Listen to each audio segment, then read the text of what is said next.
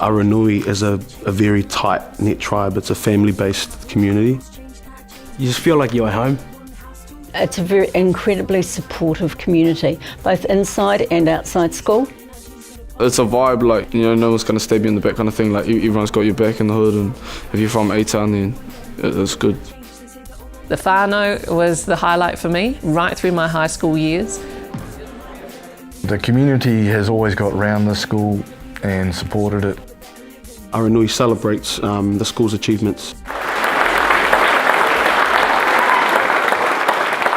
The amazing part of Aranui High School is definitely the people. There's a group of 6 girls from Aranui that I hung out with, and the 6 of us are still best friends and we still see each other all the time. And I think Aranui really did engender that sort of sense of loyalty and cohesion. We have a real cross-section of, of students here that makes my life richer. One of the things I found most exciting was the huge family commitment to education for our Pacifica young people. Families work incredibly hard, often at 2 or 3 jobs, to give their young people the opportunities to take that next step. And that commitment is massive. When you have that synergy of the capacity of Māori talking together and laughing together, then it's going to only reflect and rebound in the school. And the students pick that up. It's about picking up the warmth, the aroha, the whanaungatanga that goes with being in, amongst that group. A lot of us from backgrounds where you didn't just get handed stuff, you made what you got out of life. So you had to pursue opportunities to improve your situation, and a lot of students really went for it. As soon as you say where you're from, people kind of look at you differently. A lot of people stereotype us and they don't understand where we come from, and we weren't born with silver spoons in our mouths. No child should feel ashamed of their school or embarrassed about their school. If they are, it should be for very good reason, in the sense that they're not getting a good education or that there are real issues at a school, not because of the type of people that go to the school or the area that they live in, because that is not the measure of a school. Christchurch isn't always kind in its comments around our school, and as a result it's a bit like a family. You band together and you support each other. We have been able to support each other through A, earthquakes, and B, the closing down of our school. We've been able to support each other and take care of each other because we want to be the best for our students. We've been through a lot of adversity, particularly in recent years, and that support has just grown, and that people are incredibly caring and incredibly helpful.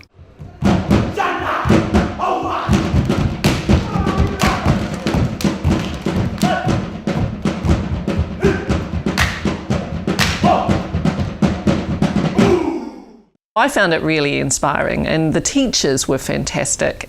I have to say, the most amazing thing here at Aranui are the staff. They're awesome.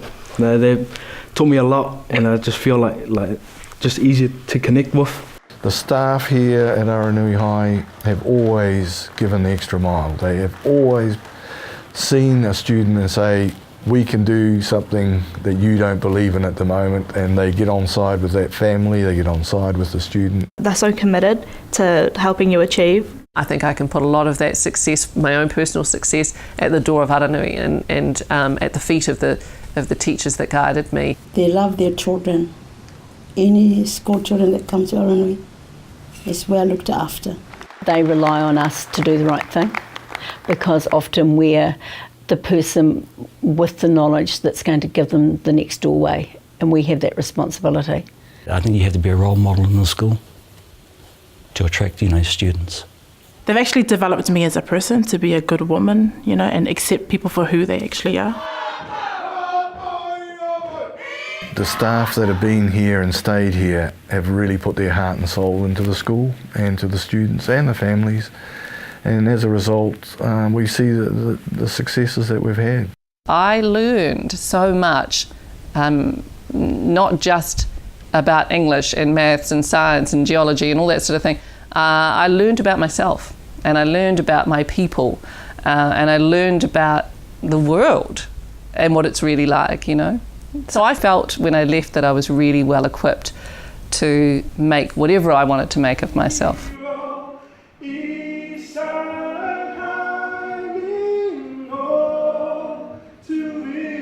One of the biggest things that they've never assumed they know, Pacific students. So here at Aranui, we don't assume that all Pacific students are the same. We have actually taken the time to get to know each particular student, being familiar with their needs and then being able to cater it for them that way. I find the openness of students enriching, and knowing that you definitely make a difference in the lives of these young people. These students who are straight up, you know, who talk direct to me, and I like that, because it's all about having that straight line between, you know, a teacher and the student, and, you know, just creating those relationships. For me, one of the greatest successes has been able to see students know that they can do something.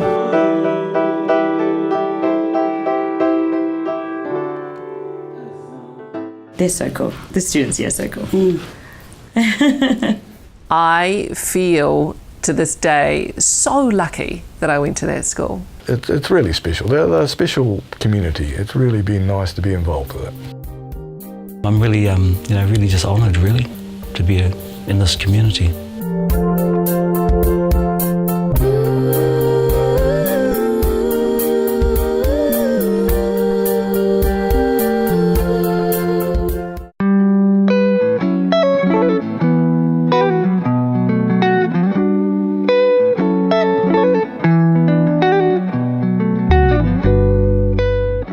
In my early days, there was a lot of European immigrants here. I'm Dutch descent myself, and we ended up in a state house like many others from Europe who immigrated out here.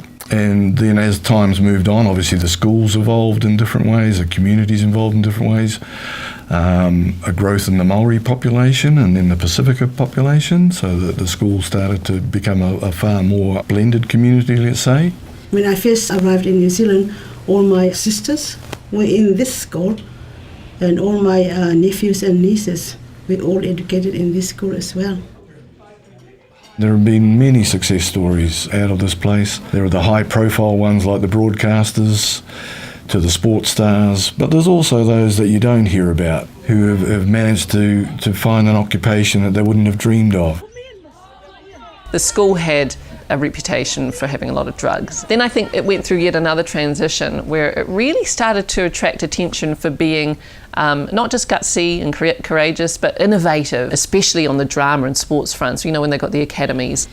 The principal of the time, Graham Plummer, and the deputy, Colleen Bardsley, got a group of us together and we started talking about how we can find a program that would better suit the needs of the students of the time. The ones that are sort of outside the box, they don't fit the normal education criteria, and the ones that we were having the most issues with, let's say. So we devised a program that really we could work on their basic literacy skills and numeracy skills and try and find some subject areas as well that we could get some results for them. Chronic truants all of a sudden were turning up to school. That first year also, in 1987, they won the National Championship for Rugby League, which was another great accomplishment, and it just reinforced that they can do it. You know, they can work together and be a unit and really succeed. That following year we started up the basketball academy. The program was designed to get them not only upskilled in the sport of basketball, but also to make sure that they could see the value of being in class and doing well. That year we won the national championship in basketball and went through 43-0 for the season. We were playing in the men's under 23 grade to give us the real hard-nosed competition, and yet we won that grade undefeated. And you could just see the belief in these people just grow and grow. To my real pleasure, many of them thought, yes, I can go to university, and they did. And they ended up with degrees, which wouldn't even been on their radar screen a few years earlier. We grew the academies into all sorts of different areas, from drama to trades to hospitality. So it just kept growing. And at one stage, I think we had maybe 12 different academies happening. So it became a very, very big part of the school. and we had a lot of success with it. One of the best things about Aranui for me was the Kapahaka group and the Māori unit. I spent a lot of time down there, even when I wasn't meant to be. And we used to go down a lot and make fry bread for lunch, and it was so much fun. I did the koremako speeches, and every year we'd go to the national speech competitions as a whānau unit, being guided by Tihi Puanaki, who is an incredible motivating force in that community and continues to be, and Alamane Connell. So the two of them together were, they were the matrons and the guiding force for a lot of students that went through Aranui. Dave Chambers, he was the English teacher and drama teacher, and he used to put the most incredible productions together, and so that was great fun, doing the Aranui High School productions, which also had a really good reputation in Christchurch. We turned out really great productions. And after my time, I know that Robert Gilbert came along, and he did great things with the Drama Academy and took students to the Sheila Wynn festivals, and they did brilliantly there. Aranui really, really distinguished itself for its drama. One of our head prefects, drama students I'd had for 3 years, his name was TJ Snow. Now TJ was just an outstanding performer because he could mix in any group, Samoan, the Māori community, so he had this ability, which I think comes from Aranui, being in Aranui. They have that ability just to blend and mix and accept, and are resilient in that way. So what happened with TJ, he was accepted for Toi Whakaarea this year, the New Zealand Drama School. Now he's the youngest student to be accepted in this intake for next year. All of that has been part of what has made any success really that I enjoy today. And in fact, I see a lot of my success not really in my work so much as in my life and how happy I am as a person. And the fact that I still have such strong connections with my school friends is to me a real tribute to the kind of school Aranui was.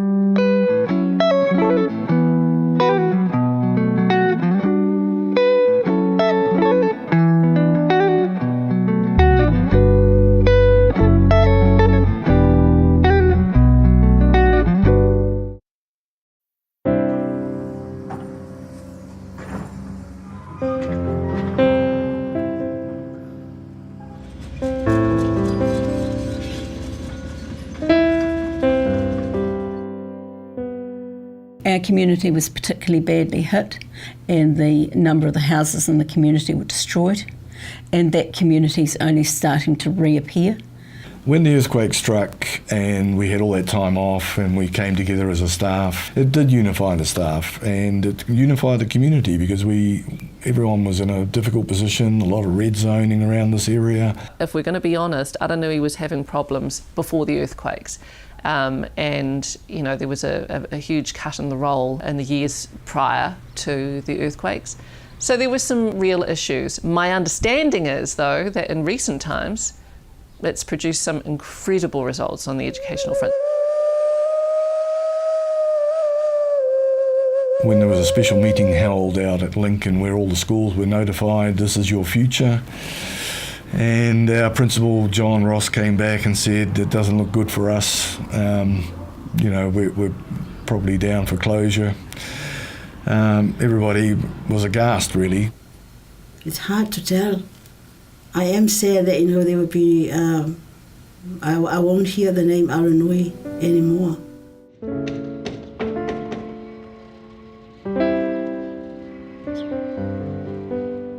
I guess if I'm honest, I'm not the happiest. I've tried to be supportive because, I've heard so many good things, but it's still, I can't get over the fact that my school's not going to be here, that my sister's school isn't going to be here, my aunties, I have a long line of family that came to the school over its time, so it kind of breaks my heart to see it not stick around, I guess. I think it had to happen in terms of the community is growing. And I believe the school as an institution needs to grow with the community. I understand the grief, and people have every right to feel angry and upset and sad because this school is closing, and it reflects really the passion that people feel for the place. And that's a credit to Aranui, that people feel this strongly about its closure. There is nothing like Aranui. Nothing like Aranui High School at all. I've met lots of teachers who work at other schools and heard their stories, but there has been nothing remotely close to what it's like to work here. It's for me life-changing to work here at Aranui, and I'm going to find it hard-pressed to find anything like it.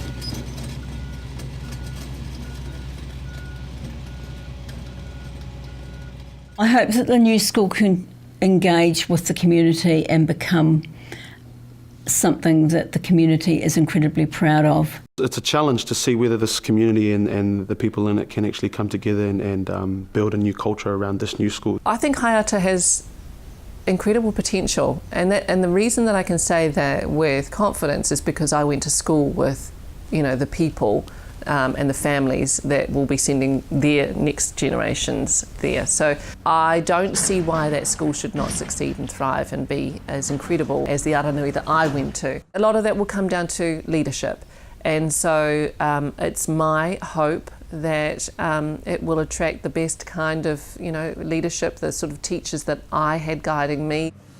Now, I know the ministry have other agenda in terms of efficiency. The ideology is great, but it's about the integration with the community that's the most important. So that's the challenge for this new school. But I think it's going to be a huge asset for the community. It's not going to be easy. I'm looking forward to seeing what Hayata, the new school, will be like for our students. I know that they've got lots of really wonderful ideas and new concepts that they want to try out. How that will work with our young people, I'm not sure.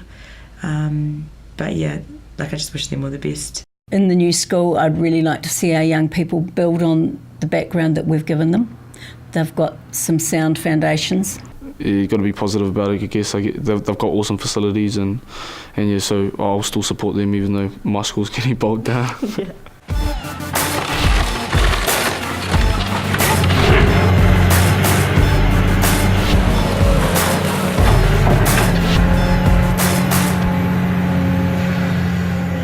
Aranui won't be here. There's a new opportunity for them, and they need to make sure that they take that on board and work with it. And it'll be hard for them as well. But at the same time, they've got an opportunity to create something special and individual over at the new school, and they need to make the most of it, and I hope that they're all successful and that they continue the pathway that we started off here and that continues over there. It's a new change, I guess. I don't know if it's going to be good, but we're going to see it. Yeah. Give it a chance, I guess. Yeah. We need to hope that the next steps for our young people and for our staff are going to be positive.